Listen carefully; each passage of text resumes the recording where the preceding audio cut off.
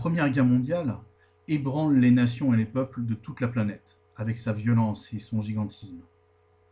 Elle va donc avoir des effets sur les populations, mais aussi sur les pays eux-mêmes. Un pays en particulier va être très profondément transformé suite à cette Première Guerre mondiale. Ce pays, c'est la Russie. Celle-ci est, dès avant le conflit, un pays à part, un pays à la fois immense, car il va de l'Europe à la Chine, et en grande partie vide, couvert par le vaste désert sibérien. La Russie de la Première Guerre mondiale est aussi un pays en retard sur le reste de l'Europe. Elle est dirigée d'une main de fer par un tsar, un empereur, du nom de Nicolas II.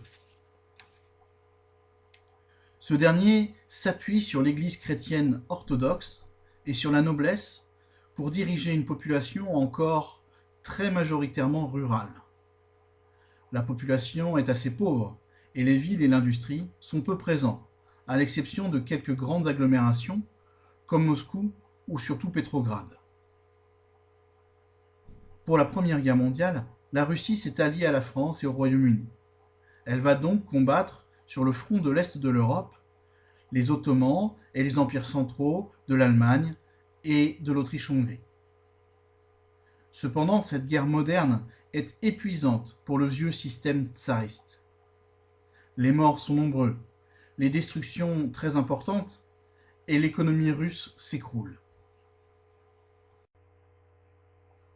Les désertions de soldats sont nombreuses, et le difficile approvisionnement des populations civiles engendre une série de grèves à Pétrograd en février 1917. Ces grèves amènent un basculement du pouvoir. En quelques jours seulement, Nicolas II abdique et une sorte de gouvernement provisoire continue la guerre tout en essayant de créer un nouveau régime plus démocratique. Cela en accord avec les soviets, ces assemblées censées représenter les masses populaires. Cependant, la guerre continue d'être cruelle et les désaccords sont nombreux dans le nouveau système.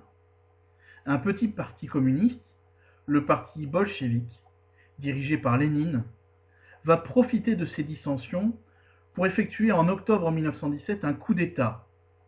Ils arrêtent les dirigeants du gouvernement provisoire et mettent en place une dictature communiste et signent très rapidement une paix avec l'Allemagne.